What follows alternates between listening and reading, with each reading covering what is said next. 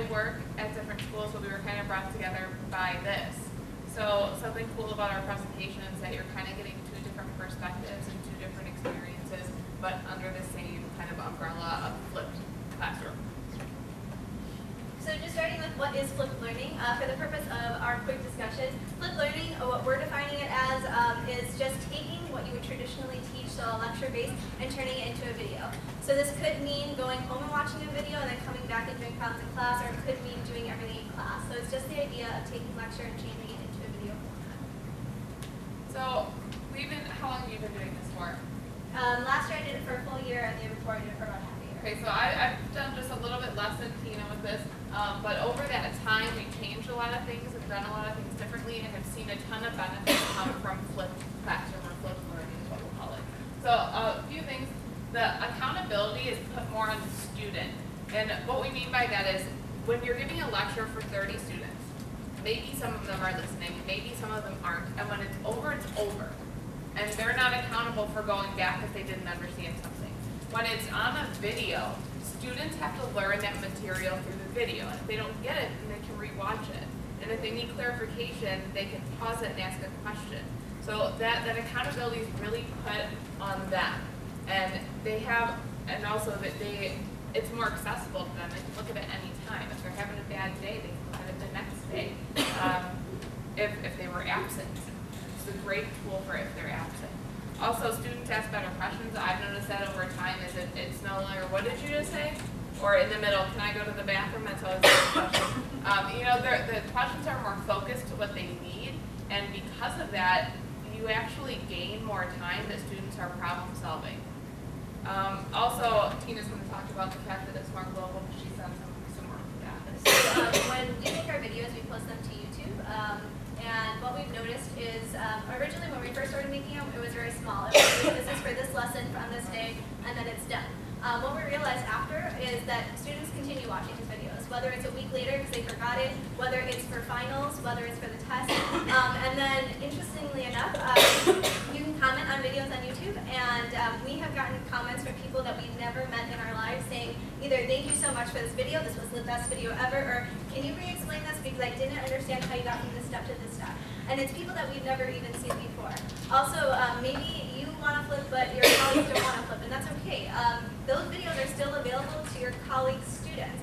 And so we had a lot of students last year who came to us and said, my friend was watching your video. And I'm like, well, who's your friend? Oh, they're in this person's class. That's awesome. That's a great use of resources. I'm glad that I can help them. So some drawbacks that we've encountered. Change is difficult, not just for teachers, for students, for everybody. Getting the students to think about, oh, you're not going to lecture to me in the front, I actually have to do this, that's hard for them. So it's something that you have to work on, and we're building it in so that they understand, how do I watch a video?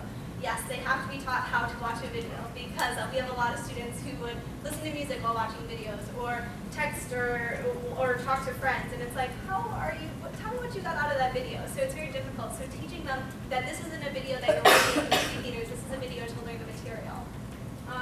Also structuring class time.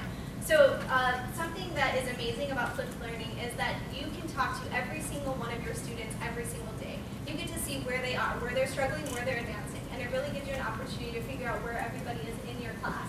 So being able to structure your classroom time yourself is tremendous, but also helping students figure out, oh, I have to watch the video, I have to figure out how much time I need on this, and having them be dependent on what do I need to do next, where do I need to go, so just helping them figure out how they are individuals learning and how to better become individual learners and collaborative learners, depending on if they're working in groups or individually. I'm going to jump into a sec. Something Jeff and I did over the summer, we taught summer school together using this. We totally flipped it, and all of our lectures were online and on video. And something we did in the beginning that was different than in the past was we actually had a video on how to take notes from a video. Because it would be that they'd be listening to music and hitting play on the video, and we're like, you're not even, just because it's playing doesn't mean you're getting anything out of it. But that's something that students need to learn, and that can be kind of a hurdle you need to get through. And then also, change. I know when I first started doing this, and again, Jeff worked on this with me, we were very nervous about making videos. Do you remember that? You're like, no, you make it. No, I'll make it. No, you do it. You go first. And then I'd be like looking at my hair, and it's hard to get over you're looking at yourself on the video is just hard to do, but once you get over the first couple, they get better and better, and you just don't even care. I mean, I'll make mistakes all the time, and you say, oops, sorry, and you move on. You don't reshoot the video, you don't, otherwise it can take you so long. And those are things that are hard as a teacher, and also giving up.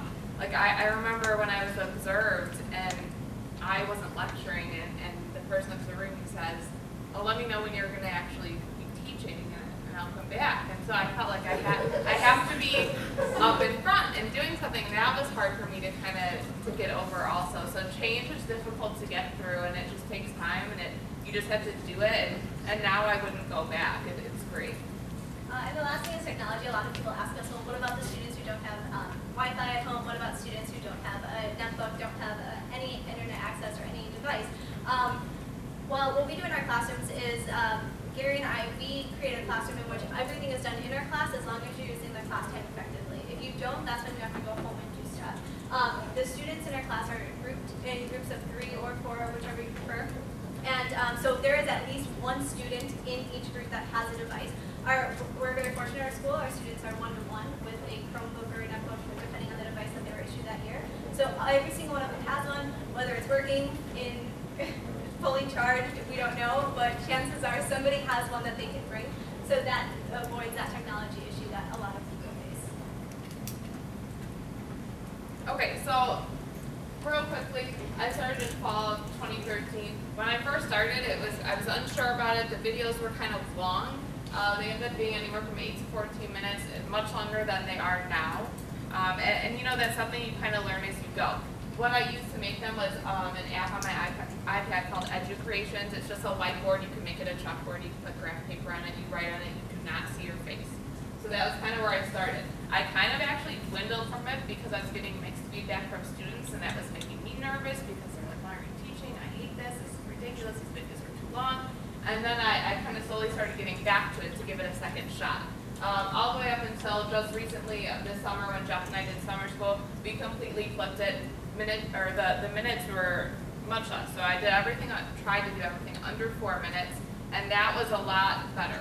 Students liked the videos when they were that short. So I covered the same content, I just split things up. I did less examples and more, I guess, facts that they needed to know in order to do those examples. And then I stopped using Educreations just because I think students respond a little bit better when they can see your face. So I just simply did a whiteboard. I took my iPad, stood it up, videoed right from my iPad, and just wrote on a whiteboard. Most of the stuff was pre-written, which shortened the videos a lot. So just like little things you learn on the way to get there. And then I started using something called Edpuzzle. Edpuzzle is just a place to house all your videos. So you can keep them on your computer, but then you put them in the Edpuzzle, and some cool things you can do is you can crop the beginnings and ends, or if you just want half the video and you want to split it into 2 videos, super easy to do. You can add your voice, so if at first you start flipping and all of them aren't you, that's okay. You can find other videos, you can collaborate and share videos, but if the person doesn't say, so say I use Jeff's video, and I want to include something he didn't, I can overlay my voice on it, and it'll pause the video and insert my own voice. So that's kind of neat. You can upload other videos, and then you can embed multiple choice or free response quizzes. The multiple choice ones, it'll grade it for you, and you can collect some data that way just to see what they're doing. The last cool feature about this is an example of a kid from summer school. It shows you for every video how many times they watched it and how many times they watched each section. And I played with this a lot because I'm like, well, what if I watch the beginning and skip to the end? It shows that. It'll be right in the middle. So you can really see, you can't do that. And you can see how many times they've done each thing. So that was kind of neat, and I think it kind of helps a conversation with parents and with the student too. So just another thing that I really liked about it. And then my plan for the fall is I'm going to try doing 3 types of videos. One is going to be like the lecture. Another one might be for remediation or just clarifications. And then the third type is kind of what Justine brought up, having students do problems and posting them for other students to look at. Still going to keep them under 4 minutes. Still going to go with the whiteboard, camera, and Edpuzzle. So my journey was almost very similar. My first video I ever made, I took my iPhone and I propped it up on something, like, I think it was a speaker maybe, and I literally just propped it up and I wrote below it, it was something on factoring, and I posted it for my students. That's where it all began, starting with that. Now, past year, I've been using EduCreations. I really enjoy EduCreations because I'm able to use a program to kind of go over it, edit, add a bunch of diagrams if I need to, add captions, any of those features. I really enjoy using. I think it helps. My students have told me that they've enjoyed it because it kind of pops up the information that they need at the time and then it goes away. So that's what I found to be successful, but I have had students who also said, you know, like, what if, can't I see you? I don't know what you look like. I'm like, you know me. But they do. They want to see you, and other kids, it's up to them. It really is personal preference. But then the second year I did it, I changed up the semester. So I did the first semester was traditional teaching, lecturing in the front, group work, and then second semester I changed and I did just totally flipped. These students had a very difficult time, as we talked about, with change. A lot of them, a lot of resistance. I don't like this isn't helping me, why aren't you teaching, you're not at the front, why not? And so then the following year I did a full year of flipped, and that was last year. And I got a lot less resistance because this was now the norm. This is just what we do in this classroom. This is how we structure it. And there was also a lot more feedback about, okay, well, why do you feel like I'm not teaching? Let's talk about it. We had more conversations about why this is a beneficial resource and how it can be used to your advantage. Future ideas, so I plan to continue to flip next year as well. I want to continue that, and it was interestingly enough, I do want to start incorporating more student-led videos. Most of them right now are either myself, Gary, or a couple other colleagues at our school. But incorporating the students into it, I think it's a great idea. I think really just having them have ownership over the work is really powerful.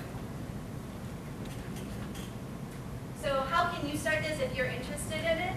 Really, you just need something to record yourself. Find any device, whether it be a phone, a camera, an iPad, a whiteboard, a piece of paper, something that you can write on and record on. That's really all you need. Once you have that, YouTube accounts are free. You can access that if you want to use YouTube. EduCreations, there's a free version and there's a paid version. You can use that. There are a ton of apps out there. If you need more information, we definitely have all of that available. But really the stepping stone is just committing to it and then doing it. The first time is not going to be perfect. You may have to script it out just like you scripted out your first lesson that you ever taught, saying at minute 6, I'm going to be saying this line. And that's okay because you're going to get better at it. The more you do it, the easier it gets. It really does. And find someone to work with. I'm very fortunate to have Gary and a lot of other awesome colleagues at Niles to help create videos. I'm like, hey, can you make this and I'll make this one. The more that you can divvy up the work, the better. And now also giving it to students and having them help you, it really just makes everything a lot easier and also more influential for everybody because you get different perspectives and you get to see things that I would have never taught it that way. Thanks for showing me that. So it's different ideas for